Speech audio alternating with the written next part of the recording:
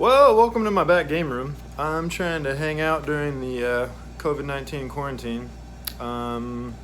Just chilling. Pinball machines, pachinko machine, my aquarium. This is Puff Daddy. He's a Mappa puffer from Kenya. That's Shipley down there. He's a Manila puffer. Got some other guys. There's a Fu Manchu lionfish right there. And that was a double-barred rabbitfish right there. That was Roger. Anyways, who else do we have in here? There's Corey, the red chorus wrasse with the yellow tail.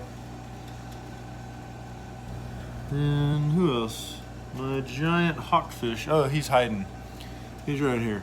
He's hiding. Maybe you can see him.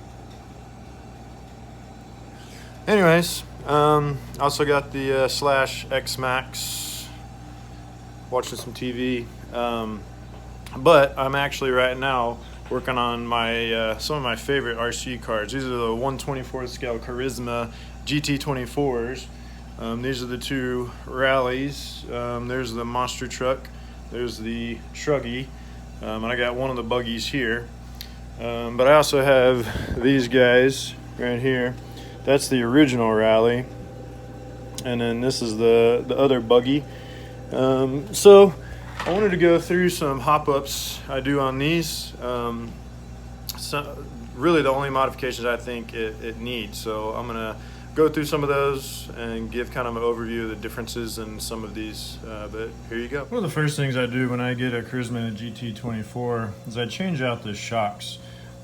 These are the oil-filled shocks that Carisma produces.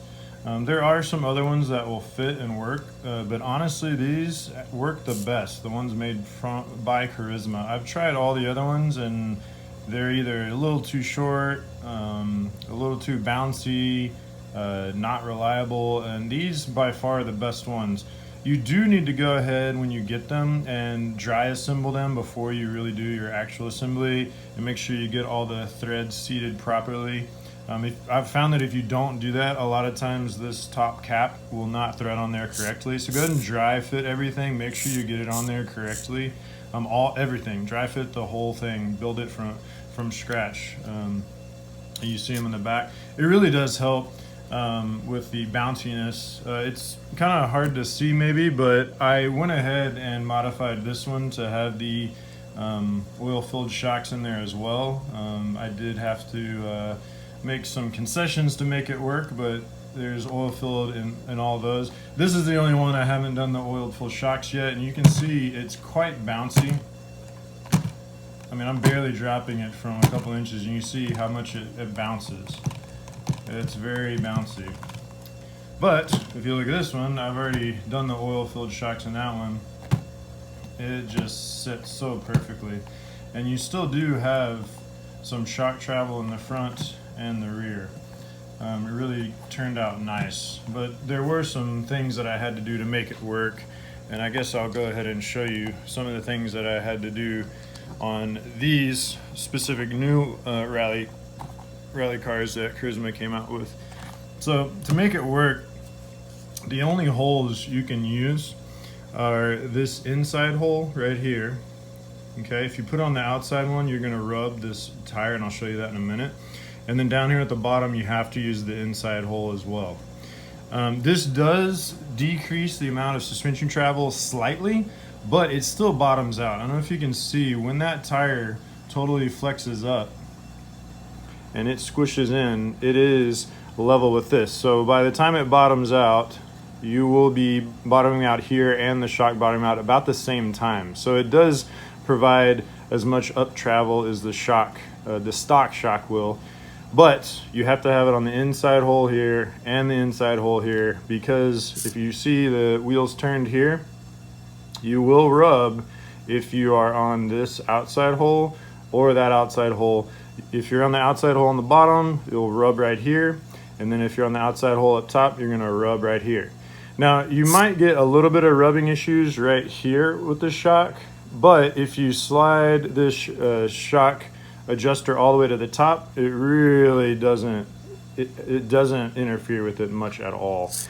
So this is the actual way that you have to line those up to make it work on this new rally.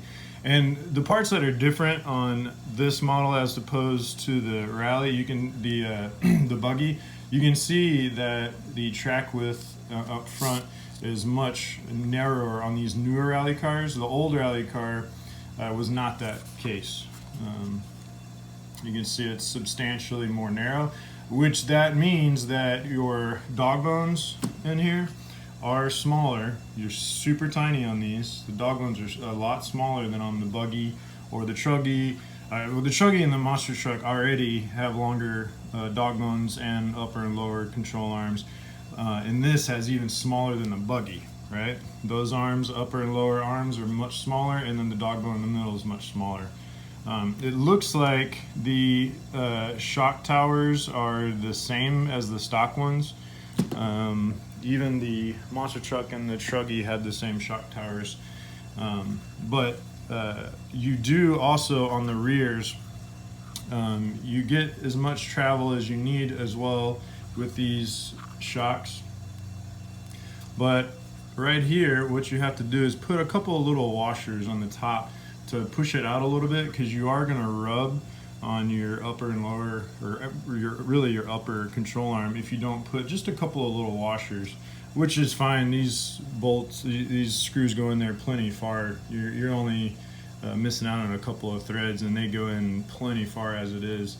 So they do work. I've got it on the the outer hole here, and then the outer hole up here. Both outer holes to move it further away from the arms so that there's no rubbing. I found that if you put it on the inside here or the inside here, you're gonna have a little bit of rubbing issue. But they do work, and they're fantastic. They settle really well. I'll try to give you a better angle.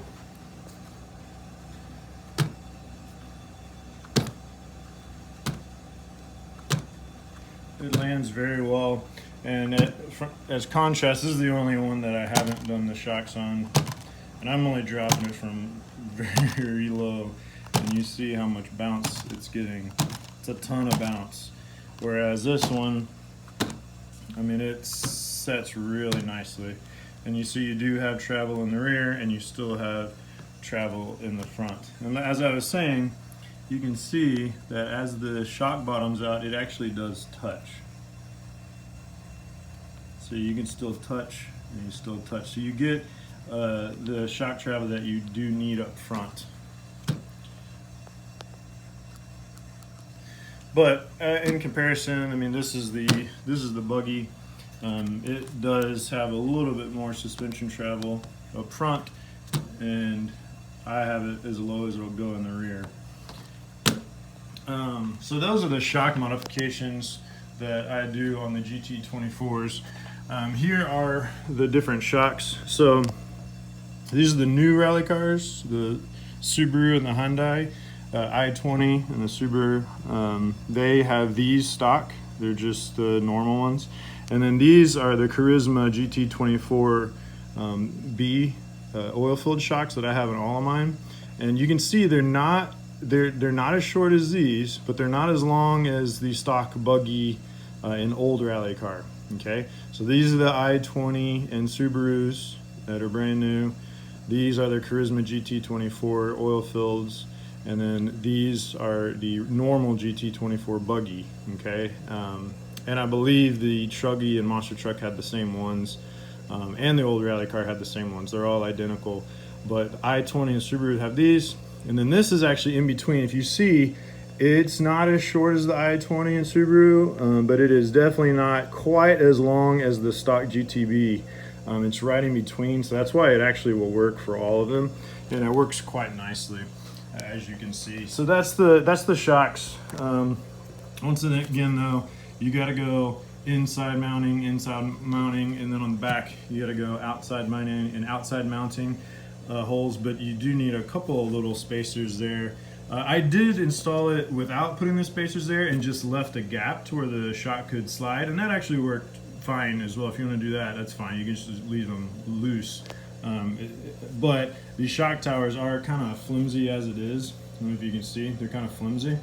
So on the rallies, you need the body mounts, but if you don't need the body mounts, like if you're running the buggy, I would get these carbon fibers from Carisma. They really stiffen everything up. They're fantastic. I'll go over some of the other modifications in a minute, but you see one of the other modifications. So every single GT24 should have this slipper modified to have a rubber washer in there. It allows a little bit of slip, but it's super tight and you don't get that annoying clicking sound. But I'll go over that in just a minute.